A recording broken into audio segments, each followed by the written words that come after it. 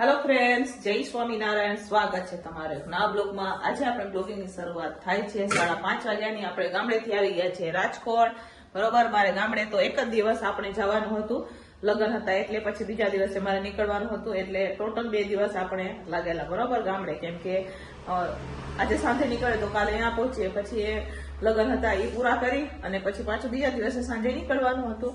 તો એ પૂરા કરી, લગ્ન પૂરો કરી અને પછી આપણે પાછા આવી ગયા છે. તો હું સવારે 5:30 વાગે આવી ગઈ હતી રાજકોટ. તો અત્યારે હવે આપણે સાંજના ટિફિનથી શરૂઆત કરેલી છે, કેમ કે સવારે થોડુંક કામ હતું એટલા હાટું થઈને.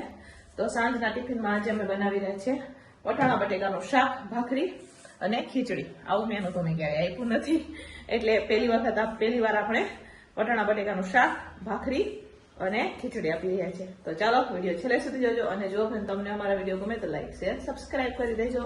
તો અહીંયા મારા બેન છે, એ તમે જોઈ શકો છો. અત્યારે બટેકા સુધારી રહ્યા છે, જોઈ દો. અહીંયા બટેકા સુધારે જાય પછી જો શાક ઓછું થશે ને તો મેથીની ભાજી પણ અહીંયા ધોઈને નિતારી દીધી છે, એ પણ બનાવશું. અને અહીંયા જોઈ શકો છો ભાખરીનો લોટ લઈ લીધો છે. તો ચાલુ કરી દઈએ આપણે હવે ભાખરી બનાવવાનું. તો ચાલો ફ્રેન્ડ્સ, અહીંયા આપણે લોટ લઈ લીધો છે. આમાં આપણે જીરું, મીઠું ને તેલ નાખી દીધું છે. સારી રીતના એને આપણે મસળી લઈશું, મોણ આપી દઈશું. ને જો અહીંયા બે આપણે તાવડી પણ રાખી દીધી છે, જોઈ શકો છો તમે. હવે એને તપવા દઈશું અને થોડો થોડો લોટ બાંધતા જઈ અને ભાખરી બનાવતા જશું. આપણે જાજી ભાખરી નથી બનાવવાની, મારે ઓછી ભાખરી બનાવવાની છે બરોબર. કેમ કે અત્યારે તો આપણે ભાઈઓ મીન્સ ટિફિનો બહુ ઓછી છે, એટલા હાટું થઈને ભાખરી ઓછી બનશે બરોબર. તો આજે ભાખરી બનાવવાનો વિચાર એટલે આવ્યો કેમ કે ઘઉંનો લોટ પૂરો થઈ ગયો છે ને એ મારે લેવા જવાનું છે. તો એ લેવા જાવું રાતે બરોબર. કરિયાણું બધું લઈ આવીશું આપણે રાત્રે. મેં કીધું કે લાવો તો ભાખરી આપી દે, કેમ કે કેટલા દિવસથી મેં ભાખરી નથી આપી, એટલા હાટું થઈને અત્યારે હું ભાખરી બનાવી રહી છું. વટાણા બટેકાના શાક સાથે મેં ક્યારેય ભાખરી નથી આપી. ઓર્ડર હતું ત્યાં બનાવ્યું હતું, પણ અમારા ભાઈઓમાં ક્યારે નથી દીધું આપણે ટિફિનમાં. મિક્સ શાક સાથે મેં ભાખરી બનાવી, વટાણા બટેકા શાક સાથે નથી બનાવી. તો પહેલી વાર બનાવી રહી છું. તો ચાલો બનાવીએ આપણે હવે ભાખરી. તો લોટ સરસ મજાનો બધું મિક્સ કરશું અને પછી આપણે થોડો લોટ લેતા જવું અને ભાખરી બનાવતા જશું. વાર ન લાગે, આપણે 2 લોટી રાખી દીધી છે એટલે. પછી શાક પણ આપણે બનાવી દઈશું બટેકા, પછી લાસ્ટમાં બનાવશું ખીચડી, જેથી 7 વાગ્યા સુધીમાં થઈ જાય. તો ચાલો બનાવીએ આપણે હવે ભાખરી.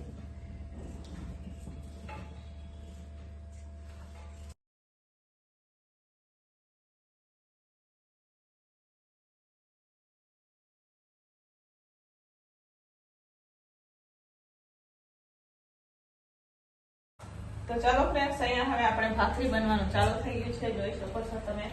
અત્યારે હવે હું ભાખરી બનાવી રહી છું. થોડો લોટ લેતા જાઉં ને ભાખરી બનાવતા જાઉં બરોબર. કલાક થઈ જાય થોડીક ભાખરી છે તો પણ, કેમ કે ભાખરી શેકાતા વાર લાગે એટલા હાટું થઈને એના જે મોડે ચાલુ પણ થઈ જશે. અહીંયા શેકાવાનું ચાલુ છે, બનવાનું પણ ચાલુ છે. ધીમા તાપે આપણે શેકતા જવું, બનાવતા જશું, વાર ન લાગે બરોબર.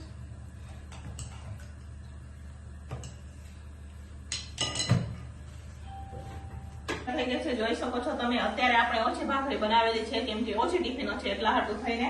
અને અહીંયા આપણે બટેકાનું શાક પણ બફાઈ ગયું છે, તો એનો શાકનો વઘાર કરશું અને સાથે આપણે બફવા માટે રાખશું ખીચડી. તો ચાલો હવે ભાખરીને આપણે ઢાંકીને રાખી દઈશું. તો અહીંયા ભાખરી બનીને તૈયાર છે. હવે શાકનો આપણે વઘાર કરીએ. તો ચાલો ફટાફટ શાકનો, વટાણા બટેકાના શાકનો હવે વઘાર કરશું.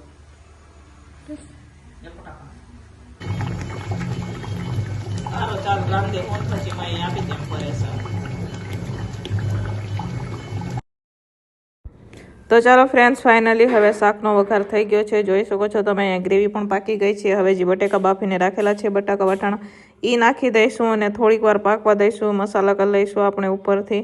તો ચાલો અહીંયા મસ્ત મજાનું હવે આપણું વટાણા બટેકાનું શાક બનીને તૈયાર થઈ ગયું છે. ચાલો હું તમને નજીકથી બતાવું. તો આ તમે જોઈ શકો છો, સરસ મજાનું ગ્રેવીવાળું આપણે વટાણા બટેકાનું શાક બનીને તૈયાર થઈ ગયું છે. તો આજે આપણે ભાખરી શાક બનાવેલું છે સાંજના ટિફિનમાં. એ પણ વટાણા બટેકાનું શાક બનાવેલું છે. ગામડેથી આપણે રાજકોટ આવી ગયા છે. તો ચાલો અહીંયા ફાઇનલી હવે જમવાનું બનીને તૈયાર થઈ ગયું છે. ચાલો હું તમને બતાવું. તો અહીંયા મસ્ત મજાનું આપણે વટાણા બટેકાનું રસાવાળું શાક બનાવેલું છે, સાથે ઢીલી ખીચડી છે, ભાખરી છે અને ટિફિનવાળા ભાઈઓ પણ લેવા માટે આવી ગયા છે. તો ચાલો હવે ફટાફટ આપણે ટિફિનો ભરી દઈશું.